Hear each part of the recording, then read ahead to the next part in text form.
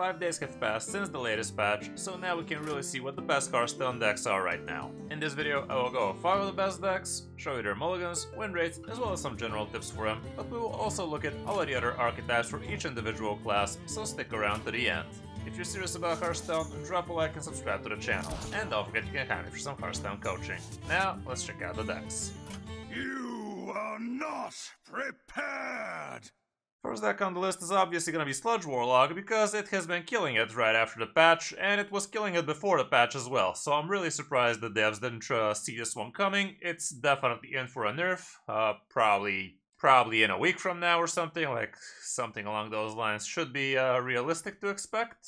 But yeah, right now from Diamond to Legend, this is the best performer, and it's doing hella good in top 1002. This particular one is actually using a lot of self-damaging, including a couple of Flame Imps in here, and we don't have the weapons, so the damage is going to be sticking for you, and the only way you can actually heal back up is with the help of Popgar. But you usually just manage to tempo the hell out of the opponent, and it doesn't really come down to healing all that much. We also have a couple of Fracking, so you can discard some stuff from the bottom. Monstrous Form is excellent for you to actually build even bigger men for the Forge of Wills. We have the Fatigue package, obviously, the Sludge package with Disposal Assistant, Sludge on Wheels, Popgar, as well as Chaos Creation. We're not running the Tram mechanic in this one, which is feeling a little bit weird, but it does make some sense. Only a single copy of Geode in here, and with the help of Forge of Wills, you can build some pretty big 7/7s with the Waste Remover, or you can just help with Monstrous Form some of your smaller minions to become a little bit more respectable. You could also give it on the Sludge on Wheels, and that gives you some very nice trades. And also, after the +3/+3 goes away, your minion is still probably gonna be around 5 health, because the +3/+3 is not gonna be taking from the full health on this minion. The Trog Gem Tosser also helps you with extra chip damage, but it also can be pretty nice to control the board and whatnot. Trolley Problem as well is pretty nice, both on tempo and for control. And yeah, the Fatigue package is also obviously pretty great. Matchup-wise, here's what the stats show, and surprise, surprise, you literally don't have a single bad one, even though things like Rainbow Death Knight and Plague Decay could feel a little bit troublesome, and Control Warrior is also feeling a bit on the 50-50 if you ask me. As for the mulligan, here's what it looks like going first, and yeah, Sludge on Wheels, the Baritone Imp, Disposal Assistant, Miracle Salesman, Popgar can also be a keep, especially if you already have a good curve. Flame Imp is also not bad. Elemental Geode can also make the cut if you already have a good one drops, and same goes for Waste Remover. Like if you have a good curve, especially if you have the location, which I would also be looking for, you will definitely be happy to keep the remover as well. Crazed Conductor, if you already have a Baritone Imp, I can see that being a keep as well. If you have the location already and a good one drop, you might even consider Monstrous Form, but it's a little bit iffy as you can see. As for on the coin, it's pretty much the same thing, but Monstrous Form becomes even more keepable here. Location is still great, and yeah, basically same stuff. Flame Imp not so amazing going second though. For other good Warlock decks, we have tons of different iterations of it. This is the one I showed you with 4,000 games above 60%. We also have plenty of other different variants with close to 60. This one has tons of sample size to it as well with Tram Mechanic instead of Flame Imps. And yeah, we're gonna have to go to the second page to see something different from Sludge. And here you can see Curse Warlock, which is basically Fatigue Warlock. On the number 2 spot, we actually have Rainbow Death Knight, which has been definitely picking up in power lately. And right now, this is definitely a pretty good deck to be playing, since it's doing fairly well against Sludge Warlocks and most of the other meta decks as well. You have tons of card draw in this one with the help of Gold Banner, Acolyte of Death, Chill Fallen Baron, and you have so many disposable cheap undeads to kill off, and that way Acolyte of Death can really draw tons of cards for you, like even make you overdraw. You have your Tour Guide for extra easy undeads. Crop Rotation helps you a ton with the card draw like that. Or you could be using it even with your Sickly Grimwalker. Same goes with the Hero Power guy, so you can get some easy poisons with Rush and basically charge. Mining Casualties can also help you a lot with the cycle like that, or with the Poison Idiots. You have also several different ways of spending corpses, including Malignant Horror, Maw and Paw, the Corpse Bride, and that way you can drop 0 mana Stitch Giants really fast, as well as feed your Climatic Necrotic Explosion. Reska is also in here, and you can drop her down fairly quickly, because you're killing off so many small idiots. And we have the new weapon in here, which helps you control the board while gaining some life and dealing some damage too. All around the deck is basically mid-range kind of oriented, and it's fairly straightforward, like, really doesn't take too much to pilot this one fairly well. And don't only play Climatic Necrotic Explosion for a lethal out, like you could just tempo this out and fill the board with a bunch of 10-10s. Yeah, they don't have rush or anything, but still that is a very respectable board and the opponent is gonna have to deal with it. You're gonna be back to full health and they're gonna be scraping at the bottom. So yeah, don't only use this as lethal out, is what I'm trying to say. Matchup-wise, here's what the stats show, and Control Warrior is a little bit problematic, but all around you should be climbing well. Sludge Warlock, like I said, feels like a pretty good matchup for you. For the mulligan, going first, here's what it is. And yeah, you basically want to be curving out nicely. Mind Paw can also be a keep. Corpse Bride I wouldn't really keep if I don't have a very good hand. And Gold Banner is something I would be looking for. Apparently it's not as amazing, but definitely is something to think about. As for On the Coin, it's pretty much the same thing, but even Prime has become somewhat keepable, even though not many will keep it, and yeah, it's just a little bit too far down the line, especially with all the card draw you could have. Definitely wouldn't really hold on to it. But things like Malignant Core can also make some sense, because these can really go rampant. Sitting at 2-4, they're actually kind of hard to deal with, and you can actually feed them a lot of corpses easily with the help of things like Crop Rotation and Mining Casualties, so it should be pretty fine. Seems like Arms Dealer is an overkeep when going second, so keep that in mind. And same goes for Chillfall and Baron, but yeah, all around it's not that much different. Obviously Plague Death Knight is also doing hella fine right now, but Rainbow Death Knight is indeed at the top with several different iterations. This is the one I showed you with 2800 games, pretty close to 60% win rate. But yeah, Plague Decay is also having some pretty sick results as well. Even a variant with Sired and Aphrius, which looks kind of interesting. But yeah, basically it's Plague or Rainbow right now for you. Blood Decay is not as amazing as it used to be, sitting at 52 barely. On the number 3 spot, we also have Control Warrior. This deck definitely feels a lot nicer after Druid got hella nerfed. And yeah, this is actually not even a brand variant. This is Odin list, which does feel a little bit weird, but as you can see,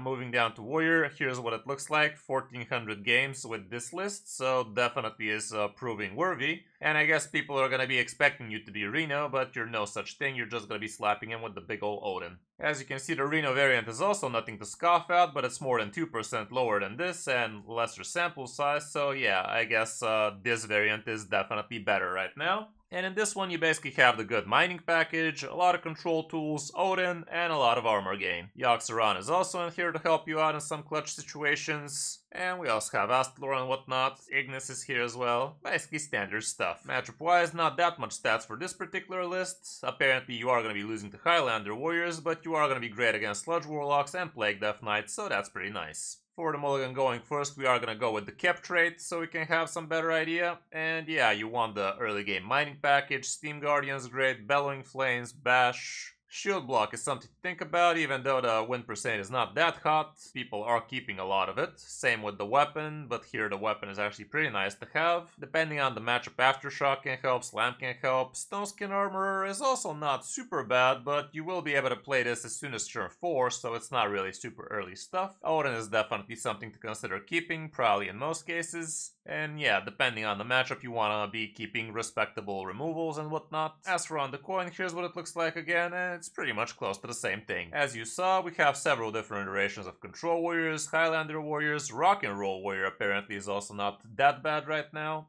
But yeah, it's basically these three right now. On the number 4 spot, we still have Mining Pally doing hella good, and this variant looks exactly like the list we've been used to seeing even before the nerfs happened. Yeah, you're basically the Amidas variant, not the pure variant. You have 8 different 1-drops, so you can facilitate both the boogie downs easily. Plenty of mining stuff, plenty of buff stuff, and yeah, you still basically OTK people as long as you stick even a 0-2 egg, and you can still buff your entire deck and board with the help of the mining package. Amidas is definitely very good, but I did see a variant that runs not Amidas but the Colossal instead, so that's also interesting.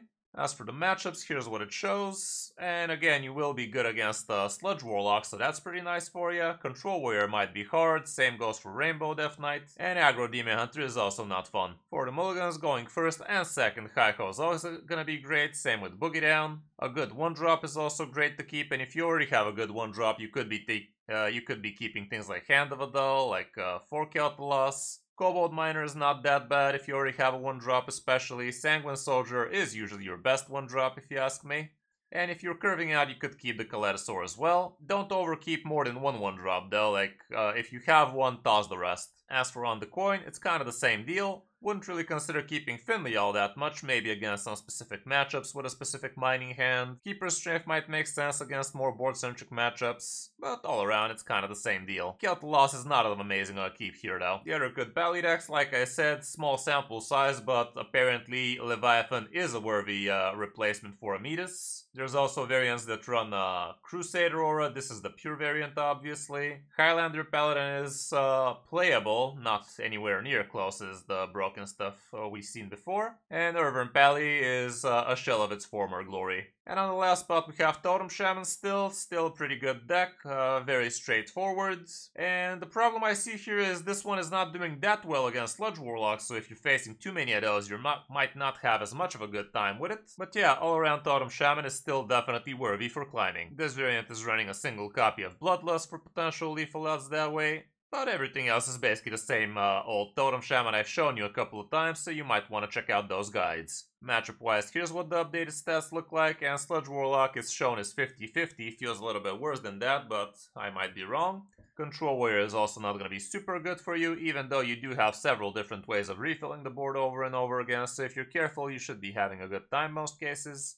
And the rest looks pretty nice for the popular matchups. For the mulligans, going first, here's what it shows, and yeah, you want to be curving out nicely. Grand Totem is great, the Stone Rife is also a pretty good keep. Keeping a good 1-drop can help you out. You're not really going to be keeping Shroomscavate though. The weapon is great. Titan is also not something you usually keep, unless you have a perfect hand against a known board-centric matchup. The Needle Rock Totem can be great, and if you already have a good curve going, Totemic Evidence might also be nice. I usually also like keeping Anchored Totem, especially against particular opponents that can't really deal well with a 0-free early on, so keep that in mind. Trusty Companion can also be a pretty good curve for you, like if you open up Tour Guide into turn 2 Trusty Companion, suddenly you're gonna start having a pretty good minion on the board, so also something to think about. And honestly, even Jam Session could be a keep in matchups like Pally's, let's say, because 1 damage AoE is huge. As for on the coin, it's basically the same thing again, so mulligan accordingly. For other good Shaman decks, not much else to talk about. Highlander Shaman is still not amazing, it seems. And Mining Shaman is not really a thing, but we have several different iterations of working Totem Shamans, so take your pick. For the classes we haven't mentioned, starting off with Demon Hunter, Aggro Demon Hunter is the best performer right now for the class, and it's still disgusting as long as you manage to find your sharpshooters. There's also this thing called Big Demon Hunter out there, which is also above 50 at least, and that's about it for the Demon Hunter class. With Druids, Dragon Druid is the best performer right now, Treant Druid is still playable but nowhere near as amazing as it used to be, and Highlander Druid is also kinda low out there, but it might still be able to recover if people put some thought into it. With Hunters, Highlander Hunter is the best performer, Arcane Hunter is also out there, but Hunter has definitely seen better days. Same goes for mages, right now apparently Secret Mage is at the top, but Rainbow Sith Mage and Mining Mage are also doing kinda good, but yeah, Mage right now is definitely looking pretty rough. Priests are also not very happy right now. Naga Priest is the best performer it seems, Control Priest is out there, Undead Priest is having a hell of a rough time, and Automation Priest is also not amazing.